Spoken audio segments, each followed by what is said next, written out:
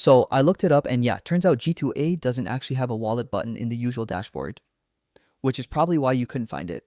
I found a Reddit thread and a few other posts where people were saying the same thing. It's kind of hidden. Basically, instead of going through the main G2A site, you've got to go to a separate page, pay.g2a.com. That's where you can actually add balance to your G2A wallet. They call it adding G2A coins, and 10 coins equals €1. Once you're on that page, you just choose how many coins you want, pick a payment method like PayPal, card, or other options, and boom, your account gets topped up instantly. If some payment methods don't show up, it might be because your phone number isn't verified yet, so you might need to do that first. Another way people do it is by buying G2A gift cards from the site and then redeeming them manually in your wallet. One extra tip: always double check the payment confirmation and make sure your account is secure.